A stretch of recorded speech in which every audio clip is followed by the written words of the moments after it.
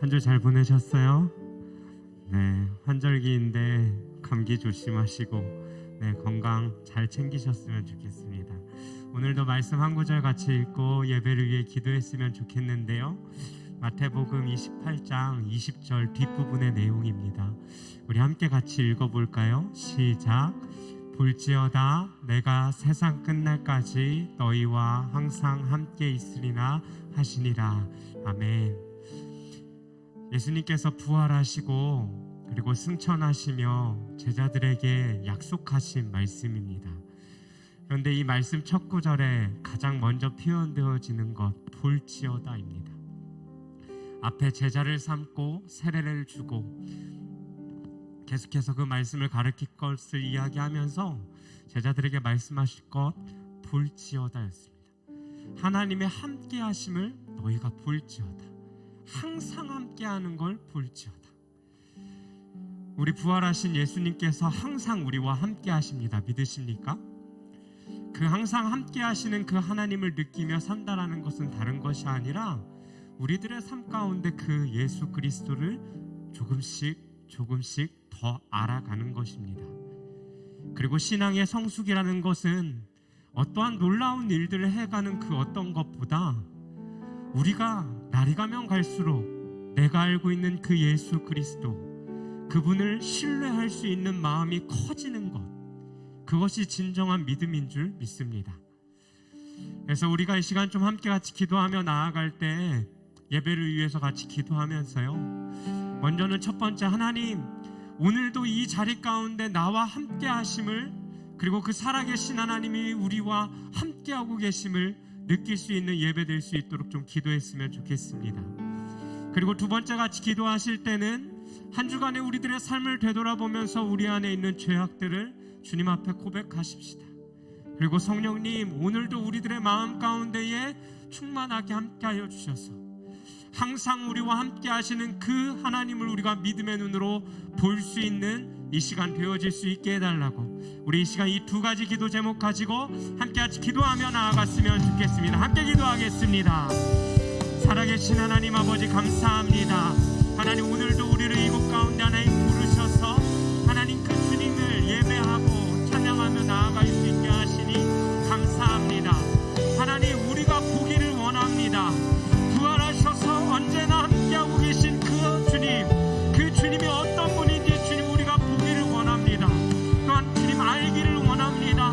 주님 깨닫기를 원합니다.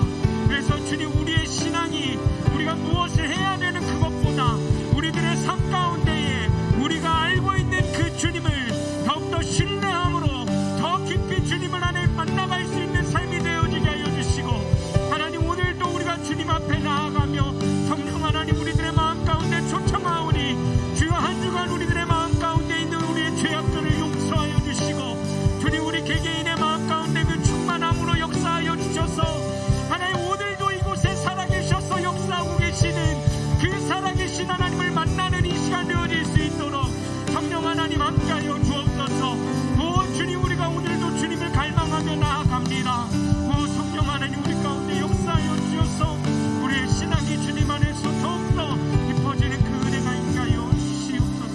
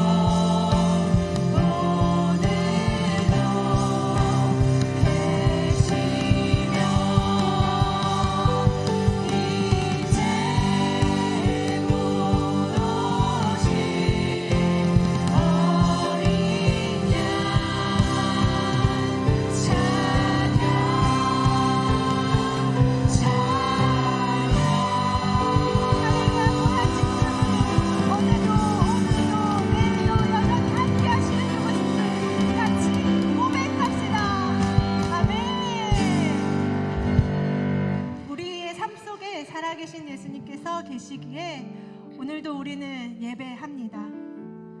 그래서 우리 자리에서 일어나서 우리 다 같이 전심으로 하나님을 고백하는 시간 가졌으면 좋겠습니다. 같이 찬양합시다.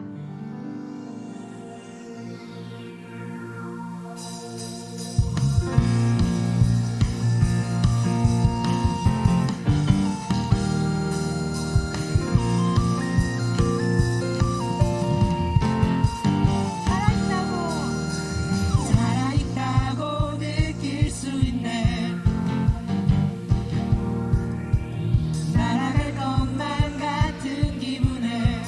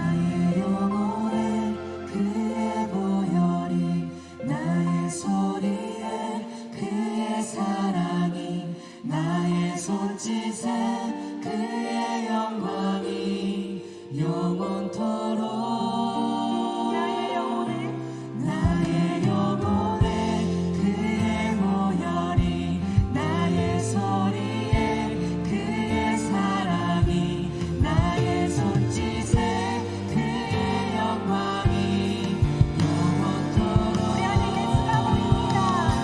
예수가 보이네 우리 삶 속에서 삶을 살아가며 그냥 고백합니다. 우리 모습 속에 예수로만 살 영혼 부림치며 세상과 싸워나가는 우리 모습 한번 더 고백할까요? 예수가 보이네.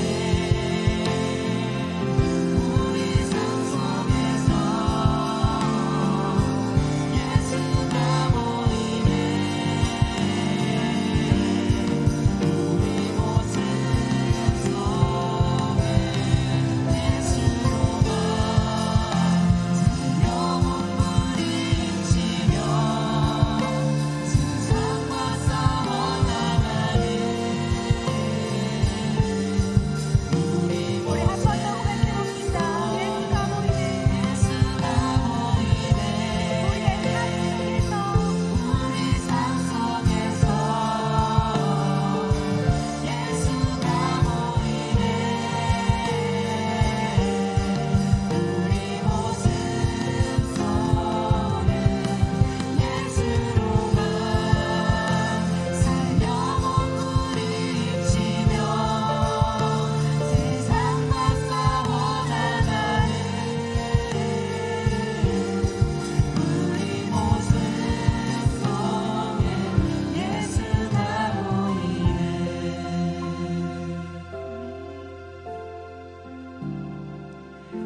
부활하신 예수 그리스도께서 우리의 삶에 역사하심을 믿습니다. 그 주님이 여전히 우리와 함께 하시기에 우리는 믿음 안에서 우리를 통해 그 영광을 드러내실 주님을 기대합니다.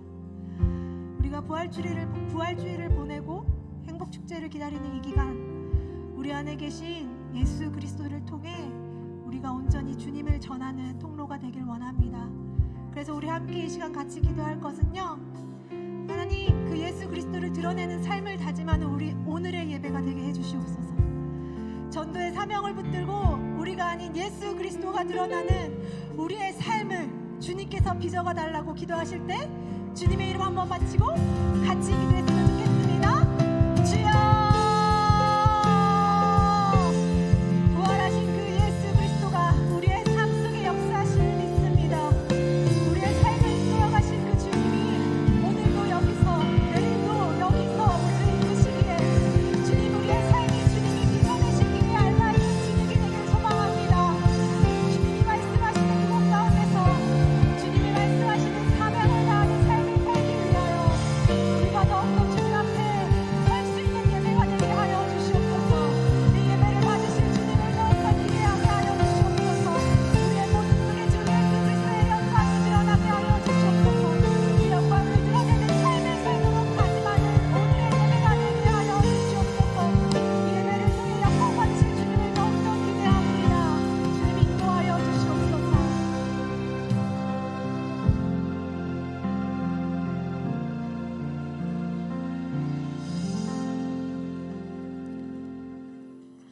하나님 아버지 감사합니다. 이 시간 청년들이 모여 예배를 드릴 수 있음에 너무나 감사드립니다. 한 주간 하나님 앞에서 죄를 짓는 순간들이 너무나 많았고 하나님보다 다른 것들이 먼저였던 날들이 많았습니다. 회개합니다. 그럼에도 항상 우리와 함께 해주시고 사랑해 주시는 하나님 감사드립니다. 국내 및 해외 선교팀을 모집하고 있습니다. 팀원을 모집하는 과정부터 하나님의 주관 아래 진행되게 하여 주시고 준비하고 선교를 떠나는 모든 시간이 하나님께 영광 올려드리는 시간이 되길 원합니다. 또 청년부에 여러 가지 일정들이 있습니다. 하나님께서 인도하여 주세요. 예배를 위해 섬기는 손길들이 많습니다. LP 찬양대와 LJ 워십팀, 호산나 찬양대의 찬양을 받아주시고 방송실과 교역자님, 부장님들, 예배를 헌신하는 모든 이들을 축복하여 주세요. 오늘 설교 말씀을 전해주시는 김나건 목사님의 입술을 주관하여 주시고 전하는 모든 말씀 하나님의 능력이 있길 원합니다. 또 듣는 우리에게도 말씀을 받아들일 수 있는 좋은 마음밭을 허락하여 주세요. 작은 예수 청년들의 삶 가운데 여러 문제들과 어려움들이 많습니다. 우리 작은 예수 청년들이 삶의 문제들을 돌파하지 못하고 넘어지더라도 다시 일어나서 고난 중에 하나님을 바라보는 청년들이 되게 해주세요. 다른 무엇보다 오직 하나님만을 사랑하고 세상의 가치관이 아니라 하나님 나라의 가치관으로 삶을 살아가게 해주세요. 이제 설교를 듣습니다. 하나님의 말씀을 듣고 한 주간 삶에서 실천하고 적용할 수 있는 지혜를 허락하여 주세요. 예배 준비 기도회부터 구역 모임까지 예배의 모든 순서를 하나님께 올려드립니다. 마치는 시간까지 모두 하나님께서 주관하여 주세요. 살아계시고 사랑이 많으신 예수 그리스도의 이름으로 기도드립니다. 아멘.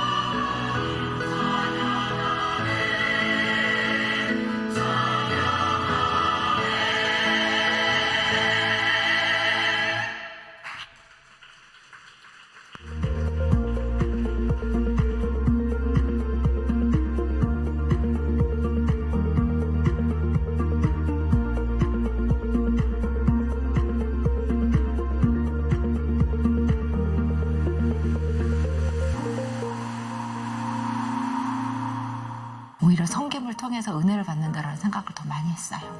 제가 정말 군 생활을 32년 했는데 뜨거웠던 그 첫 신앙이 거의 회복이 되었어요. 정말 진정한 신앙, 진정한 크리스찬의 모습을 좀 닮아가고 갈구했고 하나님이 좀 주신 은혜가 있었지 않았나 그렇게 생각하고 진심으로 정말 게스트들을 위한 그 마음이 너무 느껴져서 제가 많이 은혜 받고 많이 감동받고 그랬었습니다. 예수님의 피와 살로 그대에게 줬다는 그거에 때문에 많이 감동을 받고 눈물을 너무 많이 흘렸어요. 친구만 만나는 사이가 아니라 예배도 드리고 은혜의 동산도 오고 너무 삶이 즐거워졌는데 옛날의 삶은 너무 아깝고 후회스러워졌어요. 지금은 이제 후회스럽지도 않고 이제 하나님을 더 열심히 믿어야겠다는 생각이 들었어요.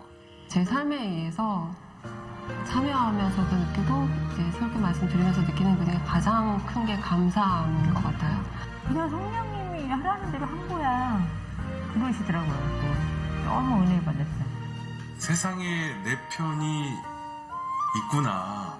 그리고 정말 이렇게 부부가 하나된 마음을 가질 수 있구나 하는 그런 생각들을 느끼게 된 시간이었고 정말 마음에 있는 것들을 눈물과 고백으로 서로 털어놓고 같은 하나님을 바라보면서 나아가는 게 얼마나 감사한 건지 다시 한번 느끼게 되는 저에게는 정말 회복의 시간, 귀중한 회복의 시간이었습니다.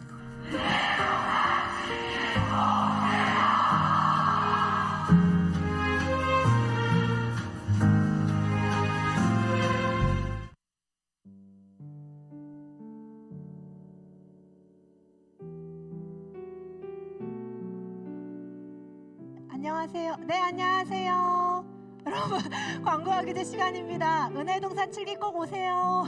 이걸 하고 싶었는데 목소리가 안 나와가지고 못했네요. 네, 광고 말씀 드리겠습니다. 오늘 주보를 참조해 주시고요.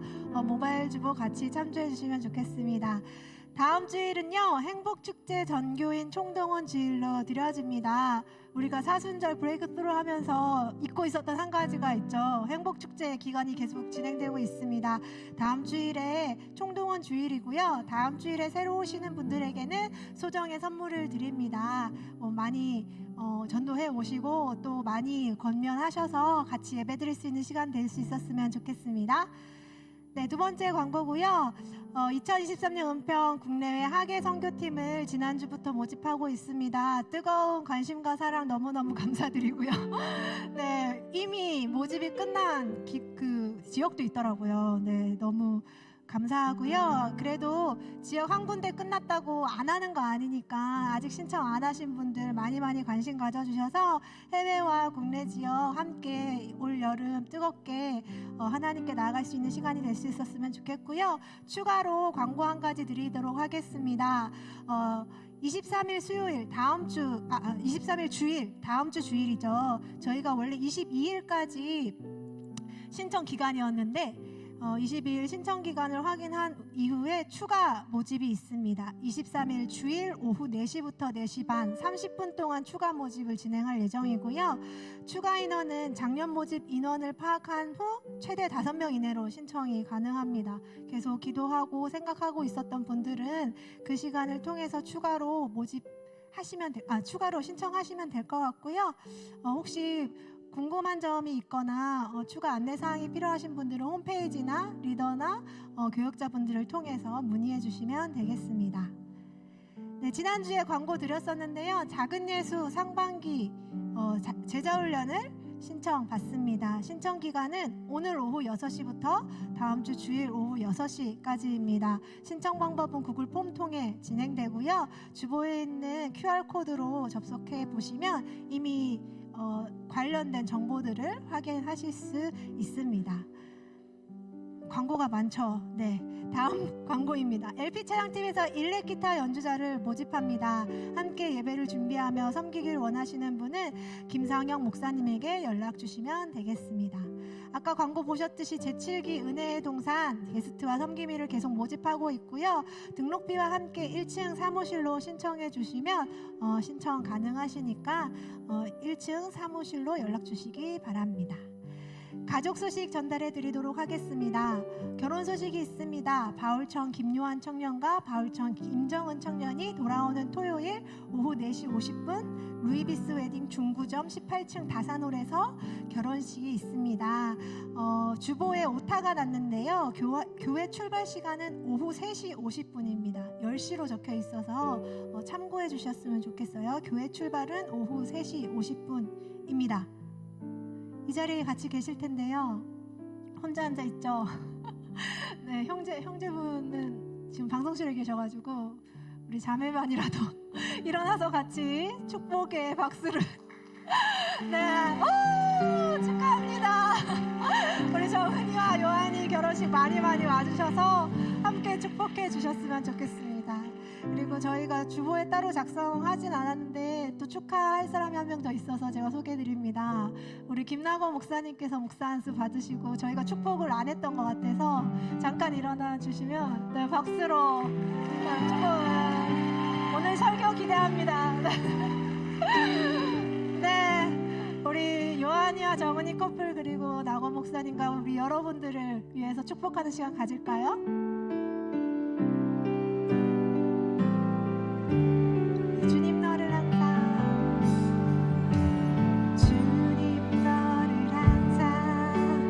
인도하시리. 내 마른 땅에서도 너를 만족시키리. 너는 물난 동산 가겠고 마르지 않는 새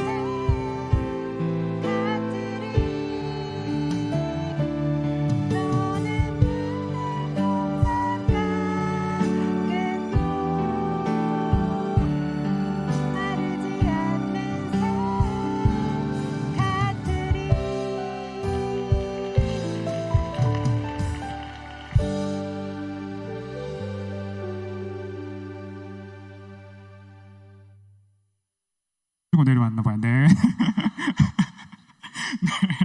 네, 여러분 우리 함께 오늘 나눌 말씀 봉독하도록 하겠습니다. 함께 나눌 말씀은 마태복음 25장 40절 말씀입니다. 신약 성경 마태복음 25장 40절의 말씀입니다.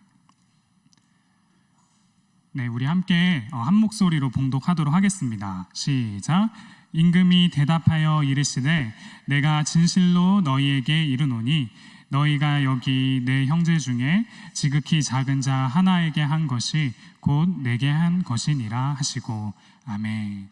네, 여러분 반갑습니다. 제가 한 달 전에 이 자리에 서서 또 말씀을 전했었는데요. 오늘 또 목사님께서 또 기회 주셔서 네, 제가 바뀐 게 있습니다, 여러분. 그게 뭘까요? 네, 맞아요. 한 달 전에 이 자리에 섰던 때보다 더 좀 부끄러운 것 같아요. 그래서 참 많이 떨리고 긴장도 되는데요. 또 여러분들께서 기도해 주시고 또 응원해 주셔서 참 부족한 사람이 또 목사 한 수까지 잘 받고 또 이 자리에 설 수 있었던 것 같습니다. 그래서 이 자리를 빌어서 여러분 진심으로 감사한다고 꼭 말씀드리고 싶었습니다. 네, 그럼 오늘 말씀 같이 한번 나누도록 하겠습니다. 여러분 우리는 지난주에 부활절을 이제 보내고 다음 주에 있을 행복축제를 앞두고 있습니다. 행복축제는 우리 교회에서 이제 매년 진행되는 이제 전도 축제인데요. 지난번 우리 3월에 2주에 걸쳐서 이제 전도 대상자를 작정을 했습니다. 혹시 여러분 기억하시죠? 네, 저희 청년부에서는 총 243명을 작정했는데요. 전도 대상자에게 우리가 어떻게 복음을 전할지, 또 마음에 품고 있었던 그 전도 대상자들에게 우리가 어떻게 또 교회에 한번 가볼까, 와볼까 라는 말을 전할 수 있을지 굉장히 또 고민하면서 기도하고 계신 줄 압니다. 우리 교회가 행복축제를 매년 그것도 1년에 2번씩 진행하는 이유는요, 모든 믿는 자에게 또 하나님의 명령인 복음 전도에 대한 도전과 또 전도에 대해 발걸음을 떼보지 못한 분들을 도와서 또 전도에 대한 경험을 가질 수 있도록 하는 데 있습니다. 여러분, 살아오시면서 또 그리스도인으로 살아오시면서 복음을 얼마나 증거해 보셨을까요? 복음 전도는 선택 사항이 아니라 성도인 우리에게 의무 사항입니다. 복음 전도는 은사가 많은 사람들이 감당할 수 있는 그런 사역이 아니라 모든 믿는 자에게 주어진 하나님의 명령입니다. 하나님께서는 그리스도를 통해서 우리를 구원하셨고 또 우리를 통해서 그 구원의 기쁜 소식을 알리십니다. 복음은 주 예수 그리스도를 통해 인간을 죄와 사망에서 구원하시는 승리의 기쁜 소식입니다. 여러분, 이 사실 믿으시나요? 네. 그런데 이 승리의 기쁜 소식을 전하는데 우리가 피부로 느끼는 현실은 참 달갑지 않은 것 같습니다. 최근 한국 교회에 대한 사회적 이미지가 좋지 않고요. 또 신뢰도도 바닥입니다. 기독교 윤리 실천 운동이라는 곳에서 10년 이상 이제 사회 신뢰도 조사를 해왔는데요. 거의 어김없이 변함없이 한국 교회가 신뢰도가 최하위의 수준으로 나타났습니다. 그리고 코로나 사태 동안 이 한국 교회에 대한 신뢰도가 더욱더 하락됐다라고 이야기합니다. 이것에 대해서 이제 한 목사님은 이렇게 평가를 하시는데요. 한번 들어보세요. 코로나19 사태는 하나의 목표 아래 전 국민이 호흡을 맞추는 단체 줄넘기 게임과 같았다. 이 게임에서 개신교가 가장 팀에 해를 많이 끼친 집단이라는 성적표를 받아들였다는 사실은 부인하기 힘들다. 네, 여러분 어떻게 생각하시나요? 좀 가혹한 평가인 것 같으신가요? 우리의 신앙생활의 목적이 사회의 좋은 평가를 받기 위한 것이나 또 신뢰를 얻기 위한 것은 아니지만 여러분, 전도의 관점에서 우리가 생각해 볼 때 교회에 대한 신뢰도가 낮으면 낮을수록 매우 어려운 것이 사실입니다. 어떤 사람도 자신이 신뢰하지 못하는 사람의 말에 귀를 기울이지 않기 때문이죠. 개인적으로 이러한 상황 속에서 우리가 복음을 어떻게 전할 수 있을까에 대한 고민을 참 많이 하면서 살아가는 것 같습니다. 우리는 절대 진리를 가졌기 때문에 진리는 타협이 안 되고 그냥 선언하는 거야 라는 사람들의 이야기를 들을 때마다 논리적으로는 이해가 되는데 그게 과연 사람들에게 그리스도를 잘 나타내는 모습일까에 대한 의구심을 감출 수 없습니다. 복음은 선포하는 것도 중요하지만 이것이 잘 전달되어질 때 더 의미 있는 것이 아닌가라는 생각을 계속하게 되는 것이죠. 이러한 고민 위에서 만들어진 팀이 있습니다. 그 팀은 바로 이제 다리 놓는 사람들인데요. 현재 8명의 청년들이 매월 책을 읽고 또 토론하면서 우리가 믿는 이 복음의 독특성과 또 사회 상식의 보편성을 어떻게 하면 잘 이룰 수 있을까에 대해서 함께 고민하고 나누고 있습니다. 복음이 사회 상식과 동떨어지지 않게 표현될 수 있는 그런 감각들을 우리가 함께 책을 읽으면서 또 토론을 하면서 그 감각들을 훈련하고 있는 것이죠. 여기서 고민한 것들을 바탕으로 다가오는 하반기 행복축제 때에는 새롭게 좀 기획을 해보고자 합니다. 어떤 기똥찬 아이디어가 나올지 또 어떤 우리의 머리를 진짜 딱 칠 그런 이벤트나 기획이 나올지는 잘 모르겠지만 첫걸음을 떼고자 하는 이 팀 가운데 여러분들께서 한 마음으로 좀 동참해 주시고 많은 관심과 기도를 부탁드립니다. 네, 죄송합니다. 제가 설교 시간 팀 소개를 해버렸네요. 네, 그래서 제가 이야기하고 싶은 거는요, 여러분, 이 다리 놓는 사람들에서 함께 읽고 생각을 나눈 책 중에 교회를 선택한 사람들이라는 책이 있습니다. 거기에서 나온 내용을 잠깐 좀 소개해드리고 싶었는데요. 교회를 선택한 사람들이라는 책은요, 출석한 지 이제 5년 이내의 사람들 500명을 대상으로 양적 조사와 또 심층 인터뷰를 통해서 이러한 분들이, 새신자분들이 어떤 경로를 통해서 기독교를 접했고 또 어떤 경로를 통해서 예수님을 내 삶의 주인으로 받아들이는 그 회심하게 됐는지 참고할 수 있는 좋은 성찰점들을 제시하고 있었습니다. 그 중에 참 재미있는 것이 예수 그리스도를 내 삶의 이제 주인으로 인정했던 분들의 이야기를 들어보니까 잘 정리된 복음의 내용에 설득되고 동의하여 이 회심의 여정에 참여한 것이 아니라 자기 주변에 있는 사회적 자본에 동화되어 회심의 여정에 참여한 경우가 더 많았다라고 얘기를 하는 거죠. 여기서 말하는 사회적 자본은요, 여러분, 우리 삶을 구성하는 요소 중에 이제 인간관계나 인적 네트워크를 의미합니다. 그래서 사람들은 주변에 그리스도인들이 많으면 많을수록, 특히 자기에게 관심과 돌봄을 제공하는 그리스도인들이 있을수록 그 사람은 기독교 신앙에 더 가까워졌고요, 또 수용적이게 됐다는 의미인 거죠. 그들은 무의식적으로 인생의 의미를 찾는 과정에서 또는 인생의 위기를 통과하며 마음속 깊은 곳에서 도움을 요청할 때 그들 곁에는 그리스도인들이 있었고 그 그리스도인들은 신앙을 진실하게 옹호했다라는 것입니다.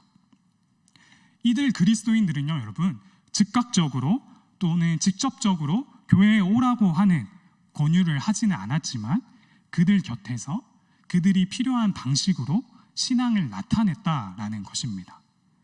여러분, 새신자들이 기독교 신앙에 이끌리게 된 것은요, 교회에 나가자는 강한 권유나 기독교 신앙이 우월하다는 강변을 통해서가 아니라 자신 곁에서 자신을 있는 그대로 이해하고 기다려주고 보살펴주는 마음과 태도를 보였던 그들 곁의 그리스도인들 때문이었습니다. 이렇게 보면 여러분, 전도는 어떤 한순간의 효과적인 이벤트가 아닙니다. 전도는 매우 복합적이고 다양한 경험의 축적을 통해서 이루어지는 과정입니다. 작은 예수 여러분, 여러분들 옆에 주님을 알지 못하는 자들에게 어떤 그리스도인으로 서 계신가요? 저는 오늘 본문 말씀 마태복음 25장 40절, 너희가 여기 내 형제 중에 지극히 작은 자 하나에게 한 것이 곧 내게 한 것이니라 라는 말씀을 기초로 그리스도를 알지 못하고 믿지 못하는 자들 곁에서 우리 그리스도인이 어떻게 신앙을 진실하게 옹호하며 나타낼 수 있는지, 또 우리 교회가 어떠한 모습으로 이 세상 가운데 서 있어야 되는지에 대해서 누가복음 10장의 이야기와 요한복음 5장에 나오는 베데스다 이야기를 나누고자 합니다. 이 누가복음 10장에 있는 선한 사마리아인의 비유를 통해서 개인적인 차원에서의 이야기를 좀 나누고 싶고요. 또 요한복음 5장에 나오는 베데스다 연못의 이야기를 통해서 우리 공동체적인 차원의 이야기를 같이 나누고 싶습니다. 바라기는 성령님께서 이 시간 임재하셔서 우리가 말씀을 이해하는 것을 넘어서 순종으로까지 나아가고자 하는 결단이 가득 생길 수 있기를 주님의 이름으로 간절히 소망합니다. 여러분, 누가복음 10장을 보면 한 율법 교사가 자신을 옳게 보이려고 이제 예수님께 질문을 합니다. 내 이웃이 누구입니까? 율법 교사의 이 불순한 질문의 대답으로 예수님께서 말씀하신 것이 바로 이제 선한 사마리아인의 비유인데요. 우리 함께 누가복음 10장 30절에서 34절 말씀 같이 한번 읽어보도록 하겠습니다. 누가복음 30절 같이 한번 읽도록 하겠습니다. 시작. 예수께서 대답하여 이르시되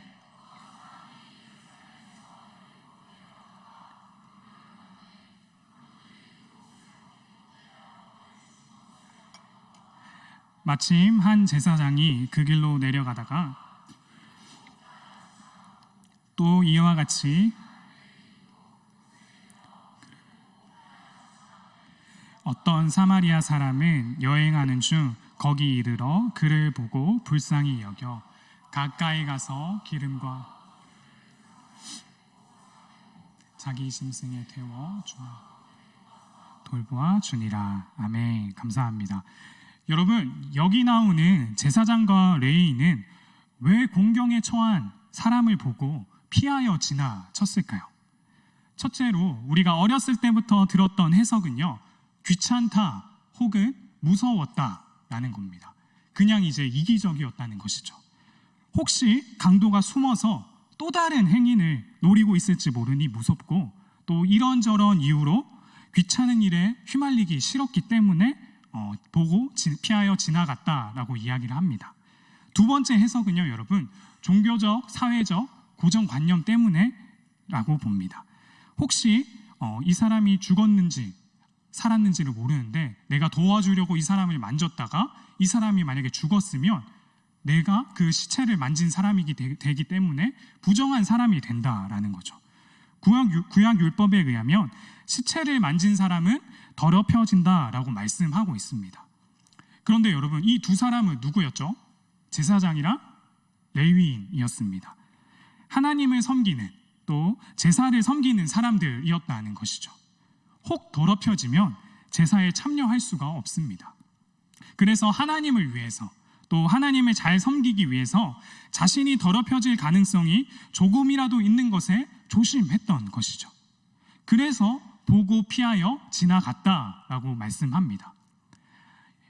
이들 뒤에 이어서 이제 사마리아 사람이 지나갑니다. 예수님은 의도적으로 이 비유에 사마리아 사람을 등장시켜 제사장과 레위인이 피하여 지나갔던 그 강도 만난 사람을 이 사마리아 사람이 피하여 지나가지 않고 가지고 있던 기름과 포도주로 상처를 치료해주고 자기 짐승에 태워 주막에 데리고 가 끝까지 돌봐줬다고 말씀합니다. 그리고 내 이웃이 누구입니까? 라고 질문했던 율법 교사의 질문에 이렇게 반문하십니다. 내 생각에는 이 세 사람 중에 누가 강도 만난 자의 이웃이 되겠느냐? 여러분, 이 비유를 통해서 예수님께서 말씀하시고자 했던 말씀, 의미는 무엇일까요? 1세기 당시 유대교 안에서 이웃은 그 율법의 바운더리 안에서 존재하는 사람, 또 율법이 규정으로 자격이 검증된 사람만 내 이웃이었습니다. 내 이웃을 내 몸과 같이 사랑하라 라는 그 말씀에서 이웃은 같은 민족의 사람, 또 신앙의 색깔이 비슷한 사람, 정치적 혹은 종교적으로 동지를 맺은 사람만이 내가 사랑해야 할 이웃이었다는 것이죠.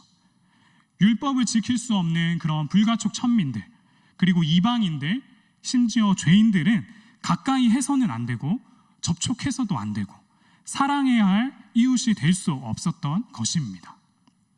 따라서 내 이웃이 누구입니까? 라는 이 율법 교사의 질문에는요, 필연적으로 누구는 내 이웃이 될 수 없다는 사회적 경계규기의 폭력성이 담겨있는 질문입니다. 우리는 주변을 둘러보면서 나의 이웃이 될 만한 자격을 갖추고 있는 사람이 누구인지, 내 사랑을 받을 만한 자격이 있는 사람이 누구인지, 더 나아가서는요, 여러분, 나에게 실질적으로 도움이 되는 사람이 누구인지, 나에게 유익이 되는 사람이 누구인지 내가 설정한 기준과 그것을 가지고 내 바운더리를 형성하고 내 바운더리에 적합한 사람들과만 내가 이웃을 맺고 사랑하는 관계를 맺고자 합니다. 이는 곧 그 바운더리에 들지 못하는 사람을 배제하고 배척하는 결과를 낳을 수밖에 없습니다. 이웃을 식별하는, 이웃을 판단하는 기준은 철저히 나로부터 시작하는 것이죠. 그런데 여러분, 예수님이 말씀하시는 이웃의 개념은요, 나로부터 시작하지 않습니다. 오히려 예수님의 이웃의 개념은 모든 바운더리와 경계를 뛰어넘으십니다. 그 사람이 누구인지, 이방인이든지 죄인이든지 어떤 인종, 어떤 종교, 어떤 지역 출신이든 어떤 형편이든지 다 상관없습니다. 중요한 것은 그 사람에게 일어난 사건입니다. 강도 만나서 옷이 벗겨지고 두드려 맞아서 거의 죽게 돼서 길 한복판에 내버려진 사람의 형편, 즉각적인 도움이 너무너무 절실한 상황 가운데 놓여있는 사람이라면 누구라도 그에게 자비를 베풀어 주는 사람이 그 사람의 이웃이 된다라는 것이죠. 예수님은 내 이웃이 누구입니까? 라는 질문에 누가 강도 만난 자의 이웃이 되겠느냐라는 질문으로 답변하셨습니다.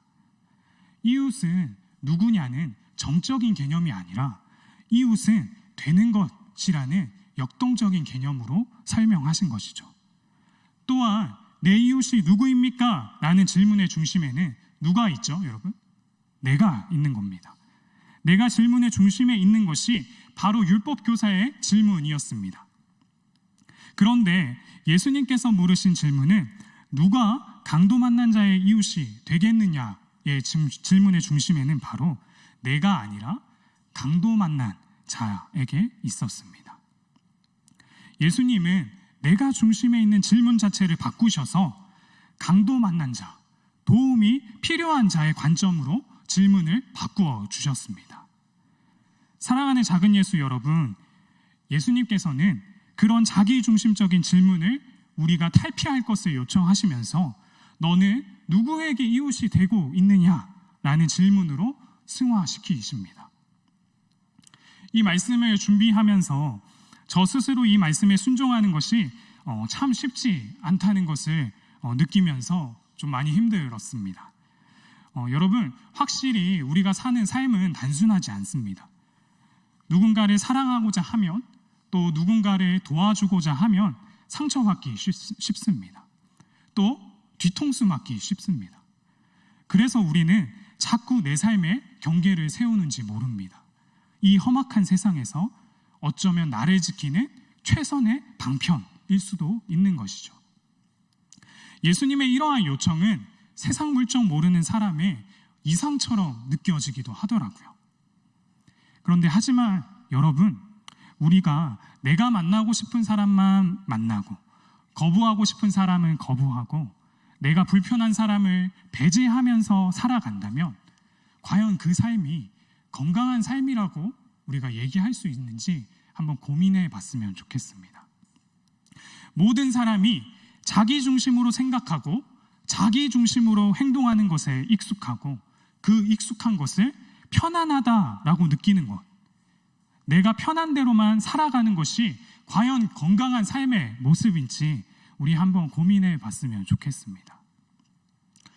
신앙은 우리를 참 불편하게 합니다. 하나님은 우리를 자꾸 불편한 상황 가운데로 내모십니다. 이럴 때 보면 예수 믿기 참 힘들어요. 네, 목사 돼서 이런 말 하면 되는지 모르겠는데 힘들어요, 저는. 그치만 우리 현실 속에서 우리의 경계를 넘어서는 것, 경계를 넘어 누군가의 이웃 되어줌을 포기할 수 있는 수만 가지 이유가 있지만요, 하나님이 주시는 단 하나의 은혜가 있으면 우리는 다시 일으켜 세워질 수 있음을 믿습니다. 하나님께서 모든 사람의 이웃이 되어주기 위해서 우리의 조건과 규정을 따지지 않고 자신의 모든 것을 버리시고 내어주신 것처럼 우리도 내 바운더리와 내 경계를 뛰어넘는 누군가의 이웃 되어주기를 마음에 품고 더디더라도 한 걸음씩 내디딜 때 우리는 작은 변화를 만들어갈 수 있음을 믿습니다. 사회적 경계긋기가 횡행하는 이 사회 속에서 경계를 넘어서는 그리스도인들이 되시길 바랍니다. 나의 유익과 만족을 위해 관계를 맺어가기 급급한 이 세상 가운데서 도움이 필요한 자들에게 기꺼이 이웃이 되어주기를 주저하지 않는 저와 여러분이 되기를 간절히 소망합니다. 우리가 그들 곁에 이러한 그리스도인이 될 때 복음은 생명력 있게 전파될 줄 믿습니다. 이어서 우리 요한복음 5장 2절에서 9절 말씀을 같이 한번 읽어보도록 하겠습니다. 요한복음 5장 2절에서 9절 말씀입니다. 같이 한번 읽어보도록 할게요. 시작. 예루살렘에 있는 양문 곁에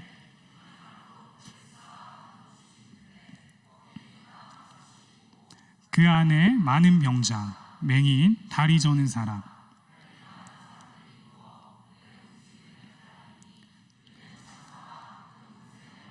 물을 움직이게 하는데 움직인 후에 먼저 들어가는 자는 어떤 병에 걸렸든지 낫게 되밀어라.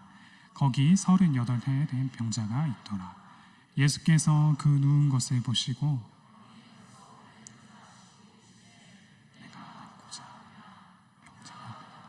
주여, 물이 움직일 때에 나를 못에 넣어주는 사람이 없어 내가 가는 동안에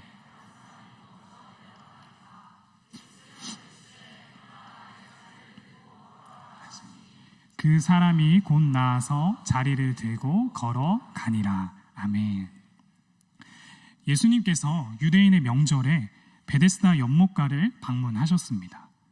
베데스다 연못에는 여러 아픈 사람들이 살면서 물이 움직이기를 기다리고 있었습니다. 왜냐하면 천사가 가끔 못에 내려와 이제 물을 움직이게 하는데, 움직인 후에 가장 먼저 그 연못에 들어가는 사람은 자신이 어떤 병에 걸렸던지 간에 낫게 되었기 때문입니다. 베데스다라는 말은 이제 자비의 집이라는 뜻을 가지고 있거든요. 언뜻 보기에는 이 베데스다 연못은 남녀노소를 막론하고 누구에게나 인생을 회복할 수 있는 기회가 열려 있다는 점에서 자비의 집이라고 할 수 있습니다. 그러나 이 말씀을 자세히 살펴보면요, 베데스다는 누구든지 나을 수 있는 자비와 선의의 공간인 동시에 그 혜택을 오직 가장 먼저 그 연못에 들어간 사람만 경험할 수 있다는 점에서 한 사람을 제외하고는 나머지 사람들에게는 절망의 공간입니다. 그 때문에 베데스다 연못가는 자비라는 뜻이 무색하게 병든 사람들이 제한된 기회를 잡고자 치열한 경쟁이 벌어지는 곳이었습니다. 그런 점에서 이 베데스다 연못가는요, 오늘날 우리가 살아가는 세상의 축소판이라고 할 수 있습니다. 무한 경쟁과 불안과 염려가 공존하는 곳이죠. 여러분, 우리는 대학에 들어가기 위한 경쟁, 또 졸업 후에는 취업을 위한 경쟁, 그 후에는 경제적으로 자립하고 안정을 얻기까지의 경쟁 등등 우리 삶에는 끝없는 경쟁이, 치열한 경쟁이 우리 삶을 기다리고 있습니다. 무한 경쟁의 시대, 능력 위주의 사회, 또 인류만 살아남는 시대에서 사람들은 모두가 살벌한 경쟁심을 가지고 팽팽한 긴장감 속에 살아가지 않을 수 없습니다. 그런데 여러분, 예수님께서 그런 무한 경쟁이 있는 베데스다에 가셨다는 것, 그리고 그곳에서 단 한 사람만 고쳐주시고 떠나신 사건으로만 우리가 이 말씀을 받아들이고 이해한다면 어떤 일이 벌어질까요? 한 절망적인 사람이 무한 경쟁의 연못가에서 운 좋게 나음을 얻은 것으로만 본다면 우리는 또 다른 승리의 간증과 별 차이가 없는 말씀이 됩니다. 그럼 치유받지 못한 나머지 병자들은 어떻게 되는 것이냐? 38년 된 병자가 믿음이 있었기 때문에 하나님께서 그를 고쳐준 거일까요? 이 요한복음 말씀을 보면 38년 된 병자의 믿음은 어디에도 나오지 않습니다. 그러니 나머지 병자들은 어떻게 될까요? 여전히 절망의 공간 그대로 머물고 있는 것입니다. 그러니 이 말씀을 개인의 치유나 구원의 차원으로만 이해하는 것을 넘어서 우리가 바라볼 필요가 있습니다. 제가 존경하는 교수님께서 이 말씀을 교회 공동체라는 관점에서 이 말씀을 받아들이고 해석할 것을 권면하셨습니다. 내가 낫고자 하느냐라는 이 말씀을 그 38년 된 병자에게, 한 사람에게 한 말씀이 아니라 그 공간 속에 있는 모든 구성원에게 전한 메시지로 읽어보자는 것이죠. 그렇게 읽을 때 우리는 가장 먼저 물에 들어가야 낫는다는 이 베데스다 연못의 법칙에 구애받지 않고 예수님의 방식을 보여주셨다는 점에 우리가 주목할 수 있게 됩니다. 예수님은 베데스다 못가의 규칙을 깨트리셨습니다. 예수님은 가장 먼저 연못에 들어가야 나음을 얻는다는 그 절대 규칙을 무너뜨리셨습니다. 그리고 예수님은 그 공동체에서 어떠한 소망을 얘기하기 어려운 가장 작은 한 사람, 그 한 사람을 통해서 자신의 기적을 보여주십니다. 여러분, 교회는 그리스도의 몸입니다. 교회가 그리스도의 몸이라고 하는 것은요, 예수님이 추구하신 가치와 예수님이 하신 일을 이제 교회라는 공동체를 통해서 이루어져야 한다는 의미입니다. 그렇다면 여기에서 중요한 것은 이 베데스다와 같은 공간을 우리가 어떠한 공간으로 만들어야 되느냐라는 것이죠. 사랑하는 작은 예수 여러분, 그리스도의 몸인 교회가 서 있어야 할 곳은 바로 병들어 아프고 소외된 세상이라는 것입니다. 교회는 속한 세상을 외면하고 내세만을 지향하는 공동체가 아닙니다. 교회의 본질은 베데스다 연못과 같은 사회에 찾아가신 예수님과 같이 그 뜻을 같이 해야 한다는 뜻입니다. 그 속에서 희망을 볼 수 없는 자에게 다가가는 것, 그것이 그리스도의 몸인 교회가 가지는 역할입니다. 교회의 존재 목적은 베데스다 연못가의 현실이 전부라며 생각하며 살아가는 그 사람들에게 그 너머가 있음을 알게 하고 그 너머로 함께 손잡고 걸어가며 그 너머를 지향함을 선포하는 데 있습니다. 교회에 오니까 병이 나았다. 교회에 오니까 원하는 대학에 들어갈 수 있었다. 교회에 오니까 내가 원하는 직장에 갈 수 있었다. 물질의 축복을 받았다. 라는 것만을 이야기하는 곳이 아닙니다. 교회는 가장 먼저, 가장 빨리 남을 제치고 들어가는 것을 학습하는 공간이 아니라 느리더라도 더불어 함께 걸어가는, 우리도 넉넉하지 않지만 예수님의 그 연민의 마음으로 우리 공동체 밖의 사람들을 위해 가진 것을 내어줄 수 있는 공동체입니다. 나와 우리의 이기심과 이익, 욕심에 매몰되지 않고 지극히 작은 자에 대한 관심을 놓지 않는 것, 각자의 삶의 자리에서 그런 교회로 서가실 수 있는 저와 여러분이 되기를 간절히 축원합니다. 사랑하는 작은 예수 여러분, 이제 말씀을 마무리하고자 합니다. 우리는 하나님을 마음과 목숨과 힘을 다하여 사랑하는 공동체이면서 동시에 내 이웃을 내 몸과 같이 사랑하는 공동체입니다. 우리가 이 예배당에 모이기를 힘쓰는 것만큼이나 세상에 보냄받은 자로서 신앙을 실천하고 하나님을 사랑하듯 이웃을 사랑하는 것이 올바른 그리스도인의 모습인 줄 믿습니다. 마지막으로 하나의 기도문을 좀 소개하고자 합니다. 여러분, 오늘이 무슨 날인지 알고 계신가요? 오늘 4월 16일 세월호 참사가 일어난 지 9주기가 되는 날입니다. 2017년 4월 11일 세월호 참사가 일어난 지 3주기가 됐을 때 3.1교회에서 단원고 2학년 5반 학생의 이제 유가족 되시는 어머니께서 기도하신 내용을 소개하고 싶습니다. 네, 띄워주시겠어요? 네, 제가 읽어드리도록 하겠습니다. 창조주이시며 전능자라고 불리우는 당신께 기도드리는 거 쉽지 않습니다. 3년 전 우리 아이들의 살려달라는 마지막 기도를 외면했으니까요. 당신께 등 돌리고 살고 싶었습니다. 그런데 어디를 가든 당신이 계시더군요.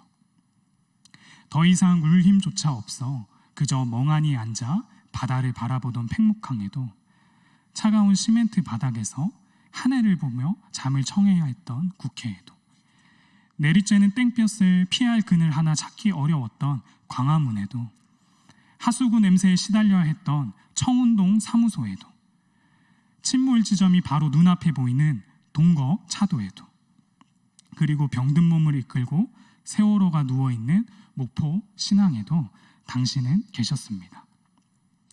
이름도 모르고 얼굴도 몰랐던 분들이 눈물 가득 고인 눈으로 다가와서 안아주시며 같이 울어주시는 따뜻함에서 당신을 느낄 수 있었습니다.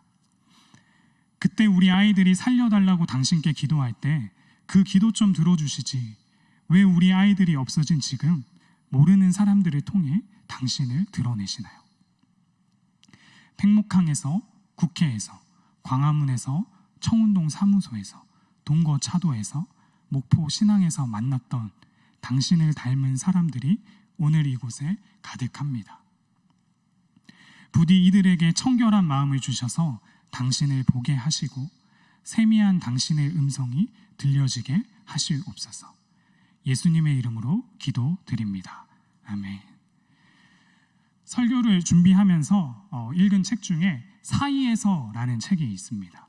그 책에 한 경제학자가 말한 글이 인용되어 있는데요. 이탈리아 경제학자 루이지노 브루니는 인간의 행복이란 자신을 위해 쓰는 소비재가 증가할 때보다 가까운 이웃을 위해 쓰는 관계재가 풍성할 때 더욱 커진다고 이야기합니다.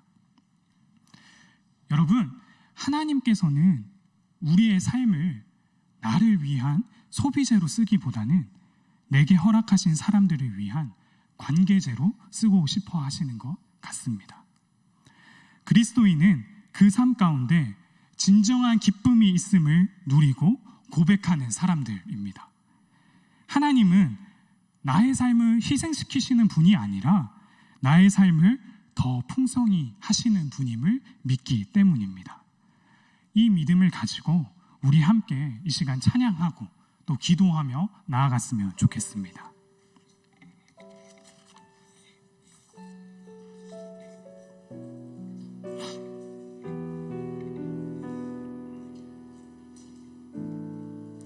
계절은 흐르고 꽃은 피고 져도 시들지 않을 생명이 있네. 바랄 수 없었던 죄인인 나에게 생명의 주님 자신을 주셨네. 계절은 흐르고 꽃은 피고 져도 시들지 않을 생명이 있네.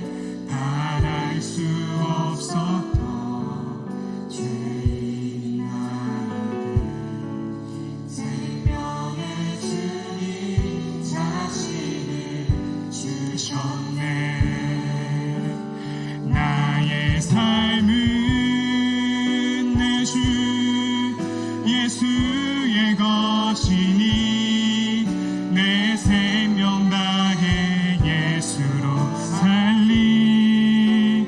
내 모든 것 내 주 예수의 것이니 내 전부 대신 예수로 살리. 바람이 스치듯 삶은 지나가도 꺼지지 않을 소망이 있네.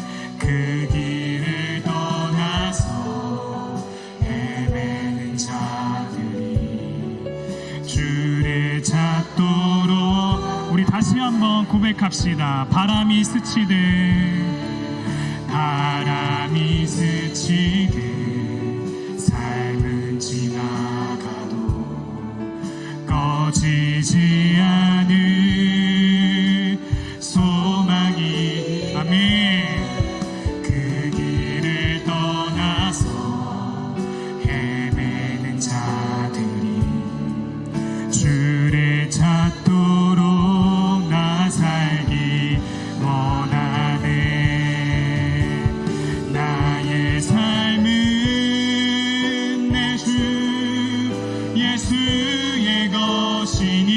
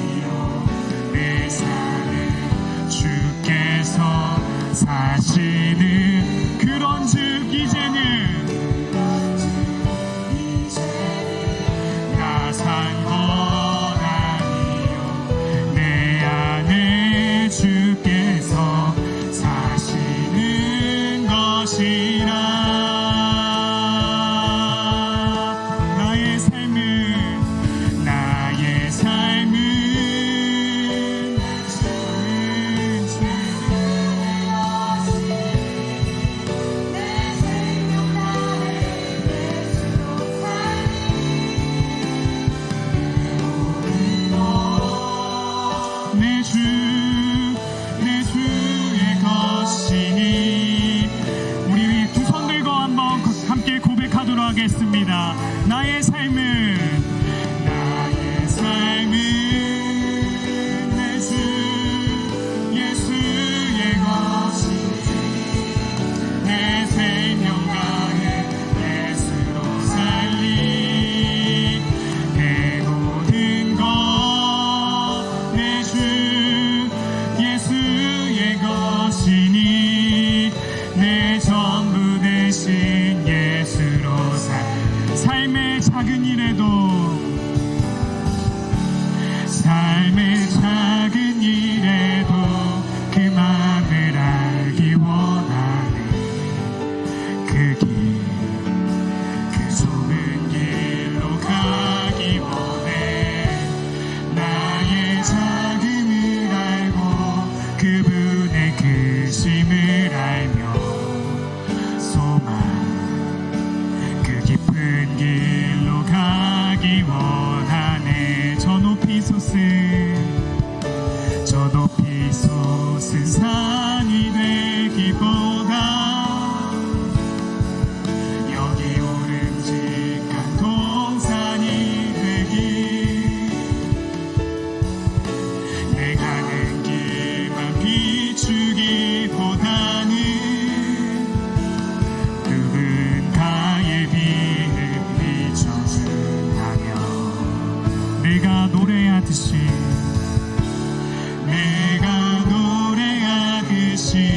또 내가 얘기하듯이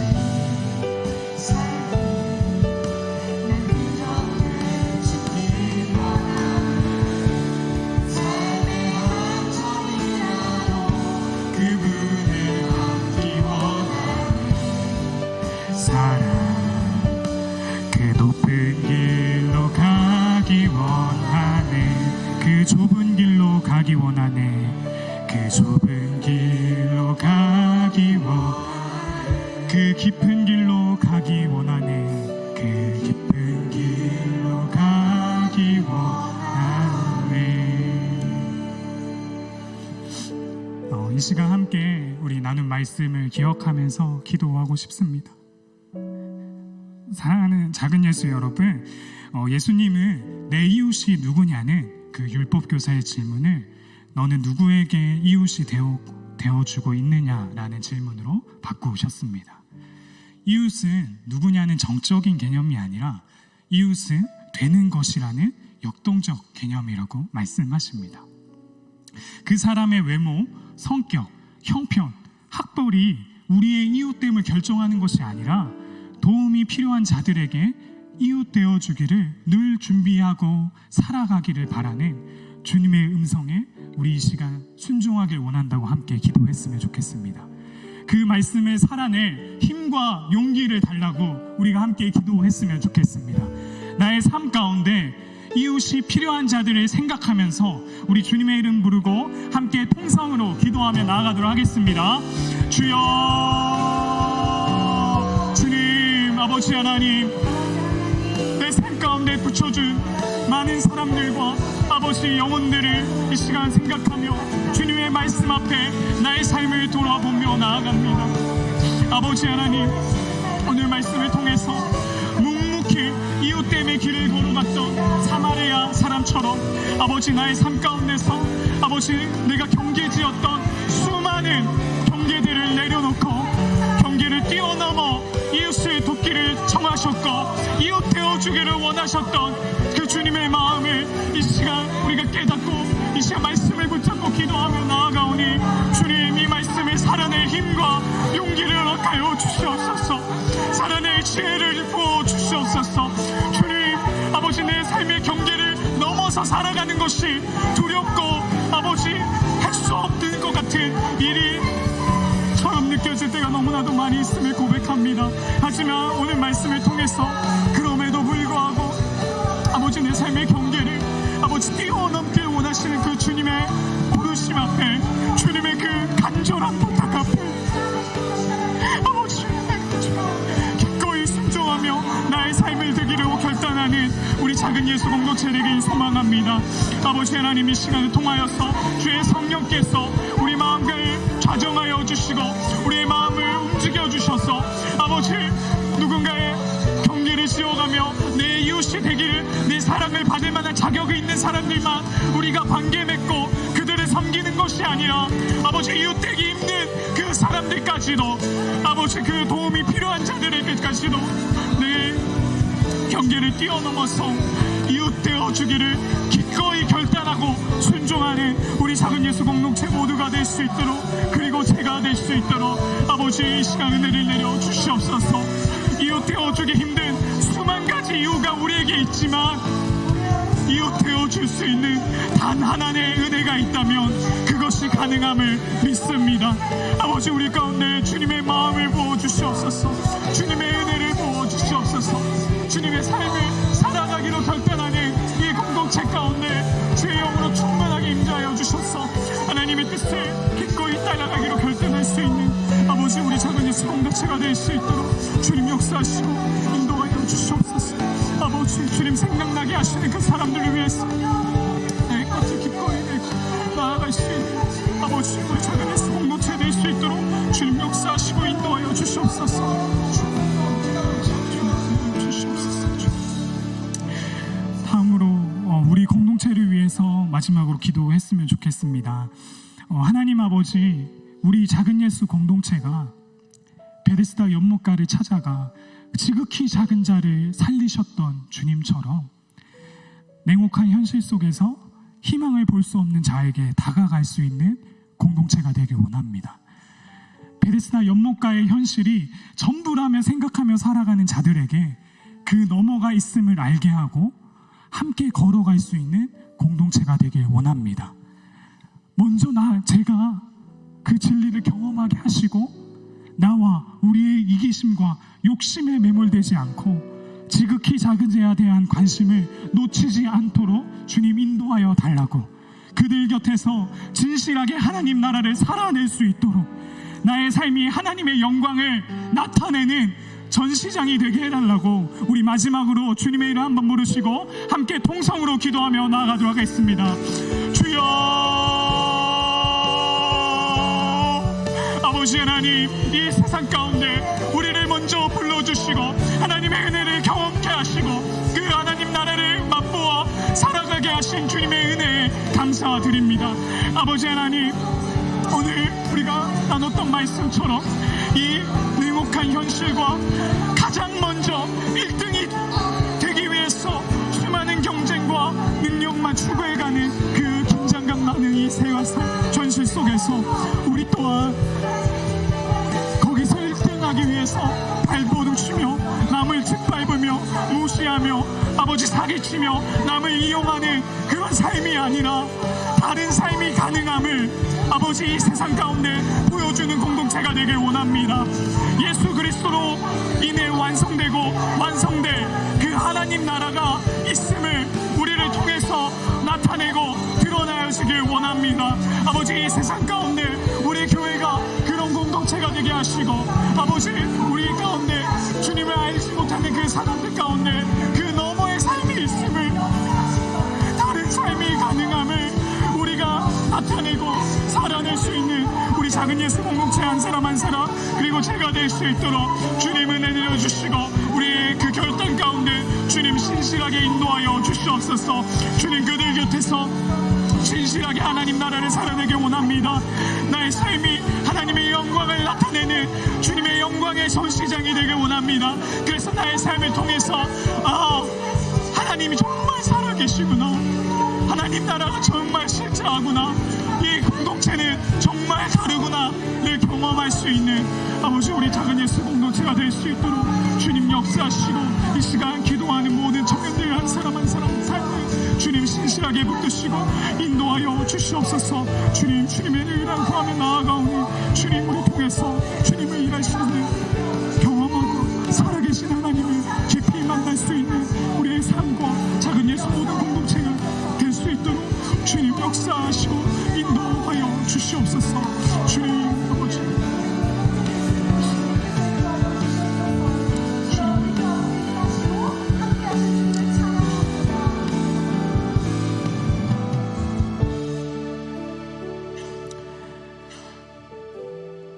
우리의 이웃 되시는 하나님 아버지, 이 시간 주님의 마음을 본받아 이웃 되기를 결심하고자 하는 귀한 청년들 있습니다. 주님, 또 이 험악한 사회 현실 가운데 살아가는 우리 세상 가운데 주님이 얘기하시는 그 하나님 나라의 가치를 살아내고자 하는, 또 발버둥치는 귀한 청년들 있습니다. 주님, 우리를 통해서 내 삶 주위에 있는 주님을 알지 못하는 자들이 하나님을 경험하게 하시고 하나님 나라를 발견할 수 있도록 주님 인도하여 주시옵소서. 이 시간 빈손으로 나오지 않고 하나님 은혜에 감사해서 귀한 예물을 하나님 앞에 올려드립니다.